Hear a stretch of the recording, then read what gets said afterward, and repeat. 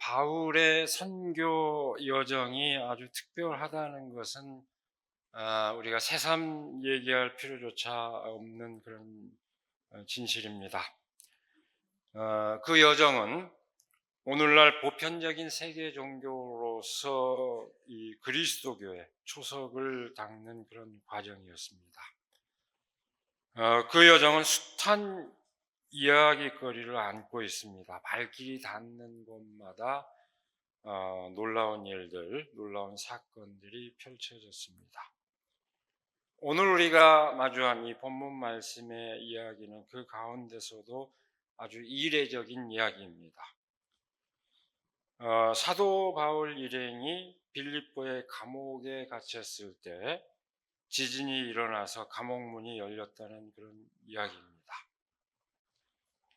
사도 바울 얘기 가운데는 기적 이야기가 거의 없습니다. 별로 없는데 오늘 이 본문 말씀은 사도 바울의 행적과 관련해서 기적 사건을 전하고 있다는 점에서 아주 이례적입니다.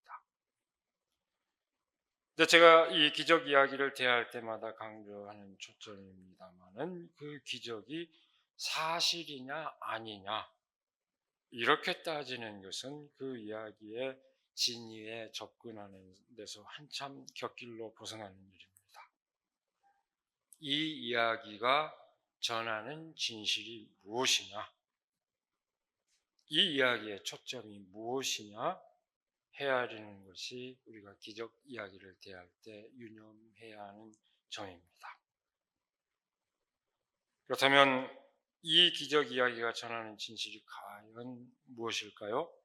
다시 한번 오늘 본문 말씀의 그 내용을 함께 봅니다. 사도 바울과 실라가 빌립보의 감옥에 갇힙니다. 감옥에 갇힌 바울과 실라는 자신들이 갇혀 있다는 사실에 아랑곳하지 않고 하나님께 기도하고 찬송을 불렀습니다. 그때 지진이 일어나 감옥의 터전이 흔들리고 문들이 열렸으며 모든 죄수의 수갑과 착고가 풀렸습니다. 잠에서 깨어 갑작스러운 그 사태를 알아차린 간수는 틀림없이 죄수들이 다 탈옥했을 것이다 생각하고 자결하려고 합니다. 문책을 당하는 것이 두려웠기 때문입니다. 그 순간 바울이 큰 소리로 외칩니다. 스스로 몸을 해치지 마시오. 우리 모두 그대로 있어. 간수가 문책당해야 할 일은 없다는 얘기입니다. 그러니 절망하지 말라는 그런 외침이었습니다. 그 극적인 사태를 경험한 그 이방인 간수는 세례를 받고 그리고 그리스도인이 되었다. 더불어서 이 간수는 바울과 실라를 자기 집으로 데려가 대접을 했다 하는 것이 오늘 말씀의 결론입니다. 이 극적인 기적 사건의 진실은 바울과 실라의 자유함에 있습니다. 그들에게 감옥의 장벽은 처음부터 문제가 되지 않았습니다. 감옥의 장벽 안에 갇힌 상태에서도 그들은 자신들의 행동에 제약을 전혀 받지 않았습니다. 그들은 자신들의 믿음대로 아무런 거리낌 없이 기도하고 찬송했습니다. 그들에게 주어진 장벽이 아무런 문제가 되지 않았다는 것을 뜻합니다. 그들에게 애초 장벽은 없었던 셈입니다. 그 진실은 감옥의 문이 열리고 자신들에게 채워진 수갑과 착고가 풀렸음에도 불구하고 탈옥하지 않고 그 자리에 있었다는 사실이 오히려 역설적으로 증언합니다. 그 장벽이 아무런 상관없이 자유로웠다고 하는 것은 그것으로도 또한 드러납니다. 이미 없는 장벽이기에 그 장벽을 넘어서는 것도 새삼스러울 것이 없습니다. 바울과 실라의 마음, 그들의 믿음은 그 어떤 조건에도 구애받지 않습니다. 감옥의 장벽은 사도 일행을 불온하게 여기는 당국이 그어놓은 선에 불과할 뿐이었습니다. 다시 한번 강조합니다. 이 이야기의 진실은 물리적 차원에서 지진이 일어나고 감옥문이 열렸다는 데 있지 않습니다. 감옥문이 열려있든 닫혀있든 사도 바울과 실라가 그리스도인으로서 자유함을 누렸다는 데 이 이야기의 진실이 있습니다.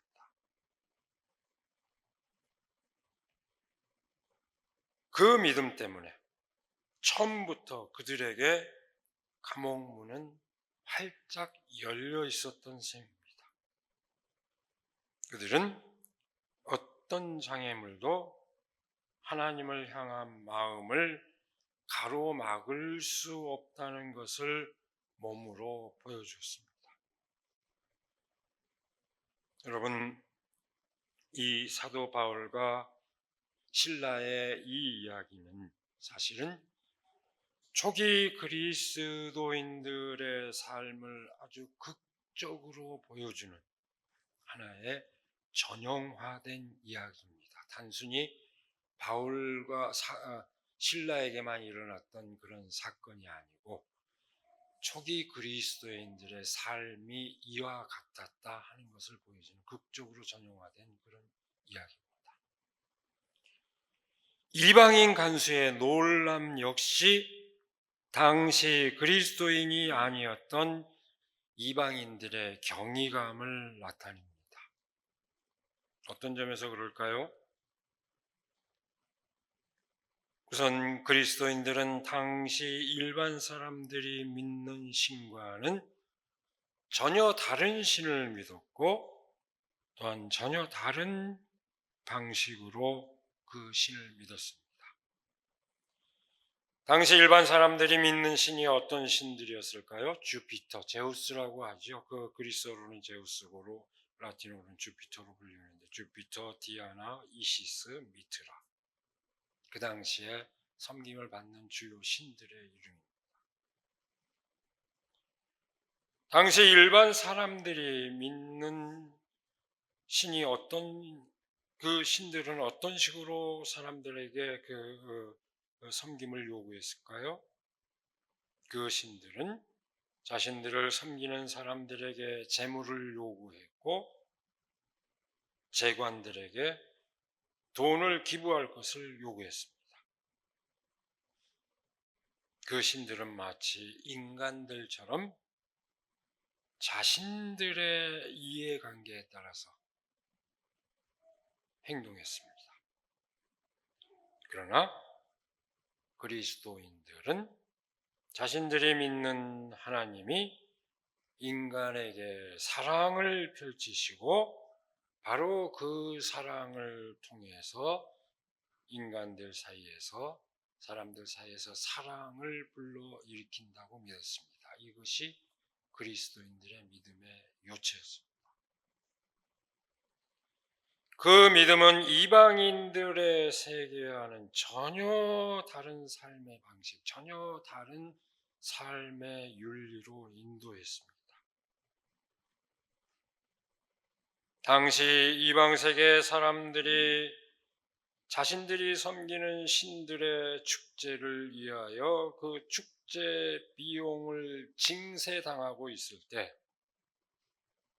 그리스도인들은 거리와 쓰레기장에 버려진 고아들을 먹여 살리는 공동기금에 자발적으로 헌금했습니다.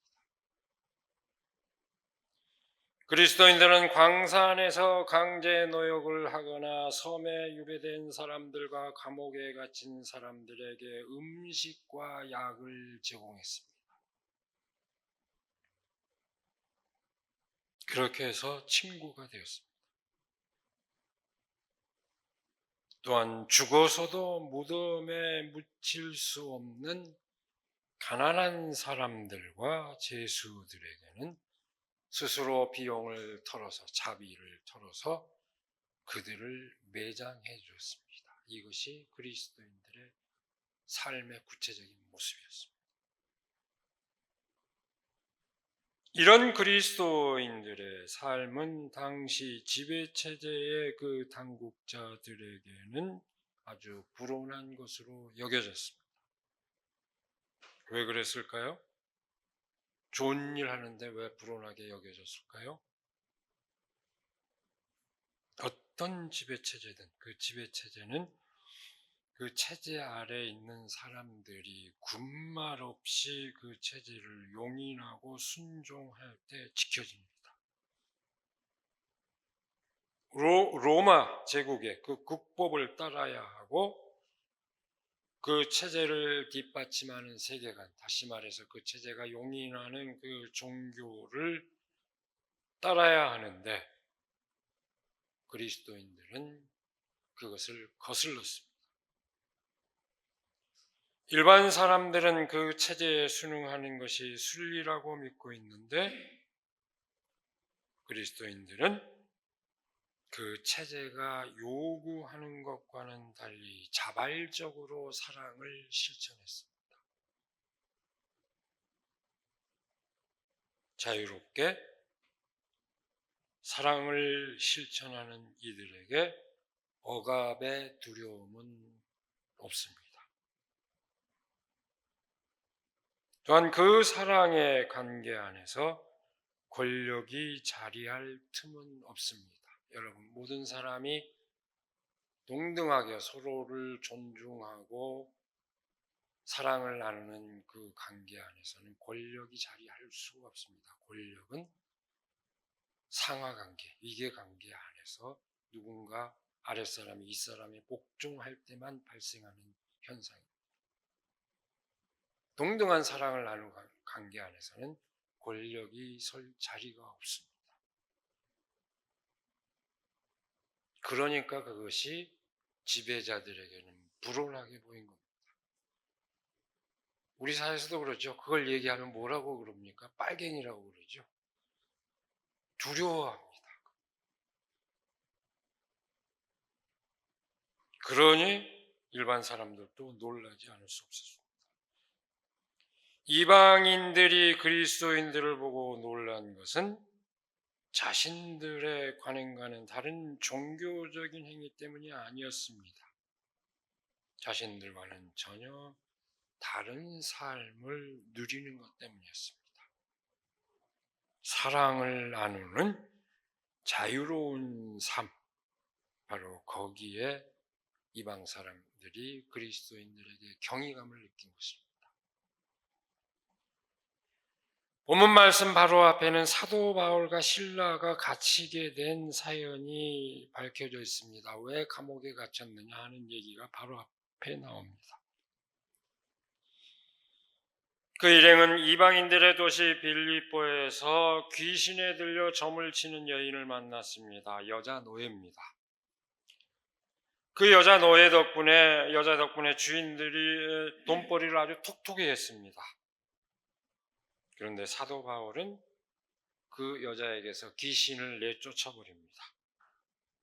그러니 어떻게 됐을까요?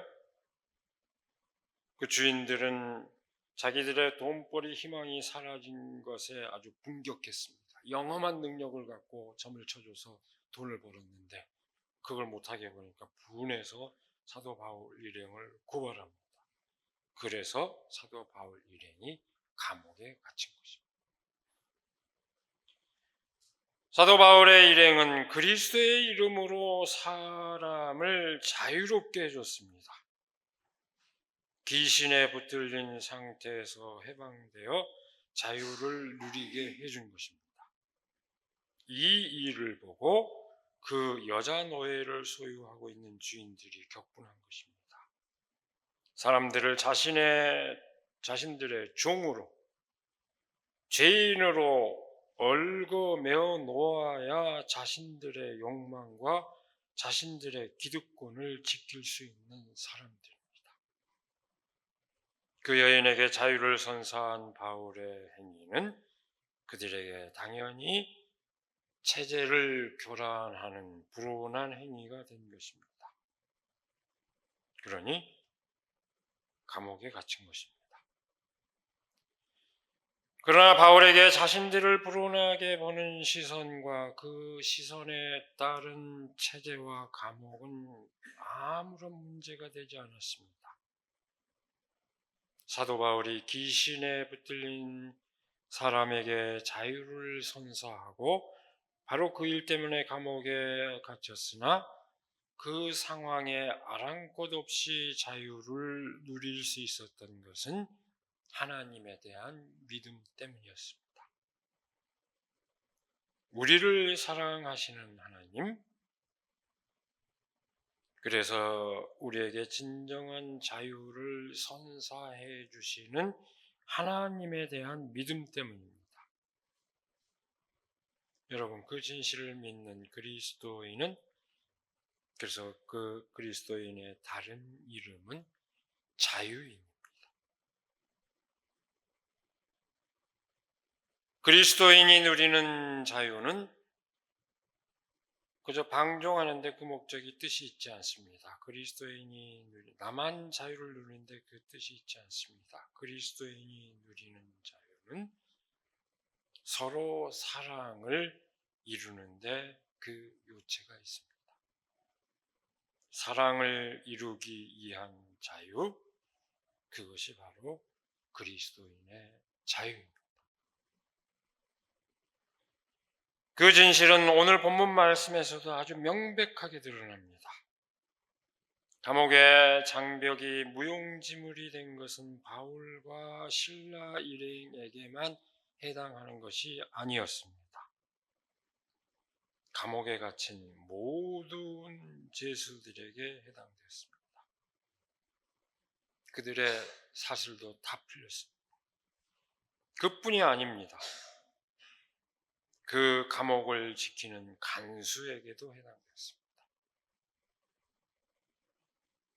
이 사건은 제국의 질서에 신음하는 모든 이들이 연대하는 놀라운 사건이었습니다. 그것이 오늘 본문 말씀에 전하는 진실의 실체입니다.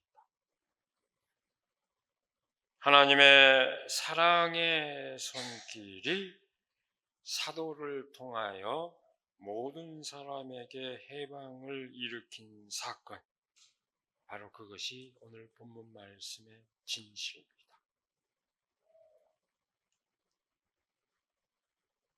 우리 한국 민주화 운동의 여정에서, 오늘날 이와 같은 민주주의를 이루는 그 여정에서 중요한 몫을 맡았던 박형규 목사님은 역사의 현장에서 겪은 체험으로 그 진실을 깨닫고 역설했습니다. 불의한 권력에 대해 그리스도인으로서 저항할 수밖에 없었던 이유를 이렇게 얘기했습니다. 우리는 하나님을 사랑하고 내 이웃을 사랑하라는 예수의 절대 명령 앞에 서 있습니다. 하나님에 대한 사랑은 마음속에서도 할 수 있다고 말할 수 있을는지 모릅니다. 그러나 이웃에 대한 사랑은 자유가 보장되지 않고는 할 수가 없습니다. 자유가 없는 곳에서는 사랑도 할 수 없습니다. 자유가 없는 곳에 기독교는 있을 수 없습니다. 이렇게 답을 했습니다. 사람들을 돌보기 위해서 수도권 도시선교위원회에서 그 역할을 하고 있는데 그것이 자꾸 방해를 받습니다. 그 일을 하면 불온하다고 하고, 그게 뭐였느냐? 정치적 권위주의가 억압하고 이어가기 때문에 이웃 사랑하기 위해서는 불의한 권력에 대해서 싸우지 않고는 불가능하다는 것을 이렇게 표현합니다. 하나님께서 우리에게 주신 사명, 예수 그리스도의 지상명령, 다시 말해서 사랑을 펼치는 것은 자유와 함께 주어진다는 것을 뜻합니다. 그러나 놀라운 역설은 그 진실을 믿는 이에게 자유를 억압하는 그 어떤 조건도 그가 누리고자 하는 자유 그 자체를 억압할 수 없다는 것입니다.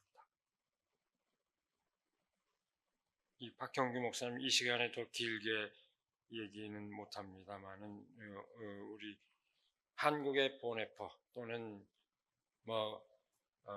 보네퍼 그 목사의 뜻을 이어받았던 독일의 그 니멜러 또는 이제 한국의 니멜러, 사실 생애 유형으로 보면 니멜러 목사에 더 가깝죠. 또는 그 삶을 충분히 누렸으니까.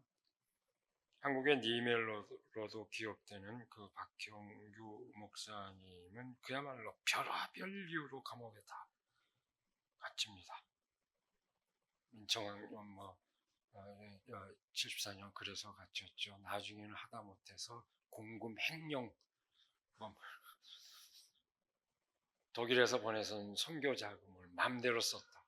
오죽하면 법정에 독일에서 교회 관계자가 와서 정당하게 썼다라고 증언을 했을까요? 그래서 별의별 명목으로 다 감옥에 갇히다 보니까 이제 마지막에는 파렴치범으로 들어가겠구나. 이제 이렇게 할 정도로 어떻게 하든 감옥에 집어넣으려고 실제로 그랬습니다. 저 사람을 집어넣어야 되겠다 하는. 결국은 그 덕분에 세계교회가 한국 기독교의 그 민주화 인권 운동을 주목하게 됐죠.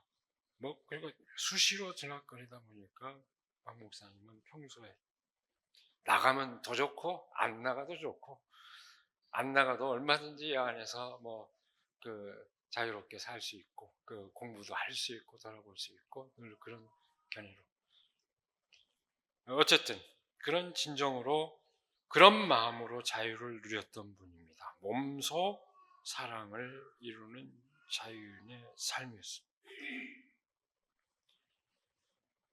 오늘은 광주 민중항쟁 45주년 기념주일입니다. 딱 바로 이날입니다.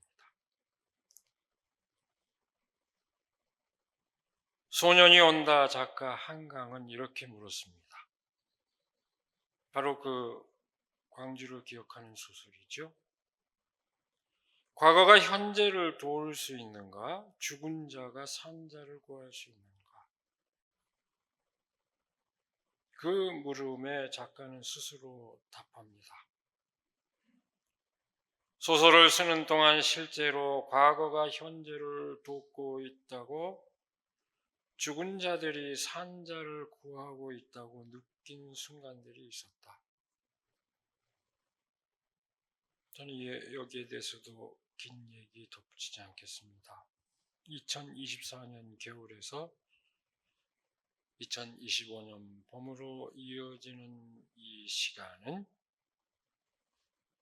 우리가 그 진실을 더 깊이 새길 수 있는 그런 계기였습니다. 사랑하는 사람들을 지키기 위해 싸우다가 사나한 사람들은 다시 죽임과 억압의 이역 가운데, 사람들 가운데 다시 살아났습니다. 그래서 우리가 그나마 이 봄을 맞고 있습니다.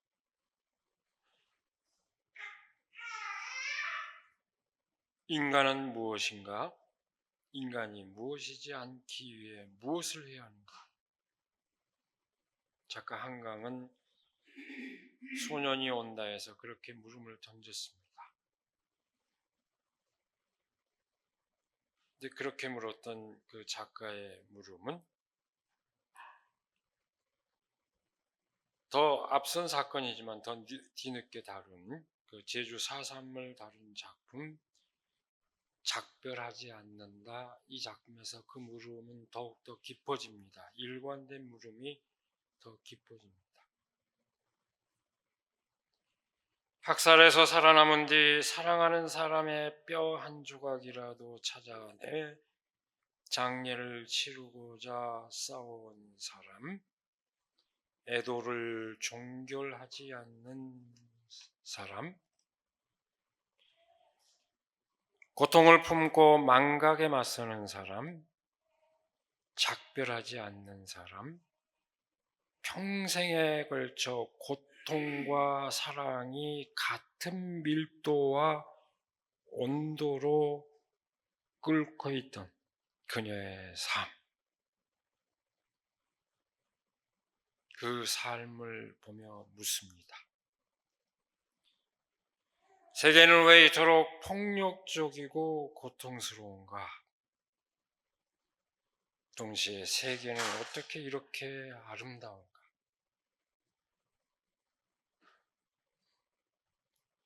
비극적인 삶의 현실 가운데서도 삶이 아름답다고 할 수 있는 까닭은 무엇일까요?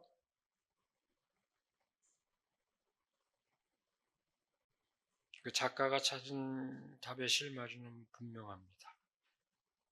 우리는 얼마나 사랑할 수 있는가? 어디까지가 우리의 한계인가? 얼마나 사랑해야 우리는 끝내 인간으로 남는 것인가? 작가는 현실의 한계 때문에 이렇게 물을 수밖에 없었겠지만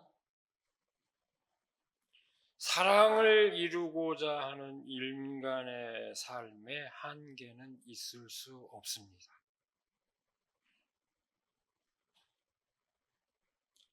지난 겨울 광장에 참여했던 젊은 여성들은 말합니다. 여러분들도 한번 그 책을 보시기 바랍니다. 그 백날 지어봐라 우리가 사라지나, 이런 제목입니다. 광장에 선 딸들의 이야기. 아주 내밀한 인터뷰를 해서 기록해 놓은 그 책 얘기입니다. 거기에 참여했던 젊은 우리 다 동시대인요, 우리가 다 접하는 똑같은 유형의 경험을 공유한 젊은이들. 처음에는 연대감보다는 개개인의 비장함이 더 컸던 것 같았는데 어느 순간 개개인의 한계와 선을 넘어서는 일을 경험했다고 말합니다. 평소에 내가 도움을 주면 이 사람이 불편해하지 않을까? 혹시 내가 이 사람이 원하지 않은 행동을 하는 거 아닐까? 선을 넘지 않았나? 이런 걱정을 하면서 살고 있었는데 어느 순간 그 선이 무너지는 것을 경험했다고 고백합니다. 그래서 한 청년은 이렇게 고백합니다. 연대라고 하는 것은 좁은 의미의 침범이 아닐까요? 이렇게 묻습니다. 무슨 얘기냐? 남이 내 삶에 침범해 들어오고 내가 남의 삶에 침범해 들어오고, 그런데도 그것이 불편해지지 않고 거기서 힘을 얻는, 서로 삶이 깊이 얽힌 그 경험을 했다는 것입니다. 그것이 사랑의 실체입니다. 연대의 실체입니다. 광장에서 그 경험이 가장 놀라운 경험이었다. 그리고 그 서로 차별 없는 광장에서 그 연대가 우리의 일상의 삶을, 그 경험을 공유하고 이어갈 때 우리의 삶도 바뀌지 않겠느냐. 일상으로 돌아오면 또 우리는 선을 긋지만 그 경험을 늘 기억할 때 우리 삶이 달라지지 않겠느냐라고 그 희망을 그렇게 말합니다.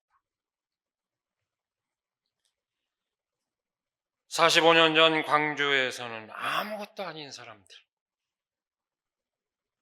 질시받고 천대받던 사람들이 오히려 헌신적으로 나섰습니다. 제가 그 얘기를 반복하지 않아도 알 겁니다. 어떤 처지에 있는 사람들이 가장 헌신적으로 먼저 나섰는지, 밥을 해나르고 자기 피를 내놓은 사람들이 어떤 사람들인지, 아무것도 아닌 사람들이었습니다. 소위 사회에서. 그들은 오늘 역사 현장으로 되돌아왔습니다. 죽은 자들이 산 자를 구하는 놀라운 사건입니다. 저마다 생명의 소중함을 알고 서로 생명을 온전히 누리기 위해 사랑을 나누는 행위, 바로 그 가운데 인간이 있습니다. 그 사랑을 이루는데 어떤 제약도 있을 수 없습니다. 어떤 장벽도 있을 수 없습니다. 오늘 말씀이 일깨워주는 진실입니다. 우리는 얼마나 사랑할 수 있는가, 어디까지가 우리의 한계인가, 얼마나 사랑해야 우리는 끝내 인간으로 남는 것인가, 우리는 현실의 한계 때문에 그렇게 물을 수밖에 없지만 오늘 말씀은 그 사랑에 한계가 없다는 것을 우리에게 일깨워줍니다. 끝까지 사랑하는 길, 거기에 인간에게 허용된 자유의 참 뜻이 있습니다. 우리 모두 그 진실 안에서 진정한 인간의 길, 진정한 그리스도인의 길로 나가기를 간절히 기원합니다. 기도하겠습니다. 오늘 우리에게 복된 날을 허락하여 주시고 말씀의 뜻을 다시 새기게 하여 주시는 그 은혜를 감사드립니다. 특별히 45년 전 이 땅에서 일어난 사건을 기억하며 그 의미를 되새기며 우리의 삶을 가다듬게 해주시는 그 은혜를 감사드립니다.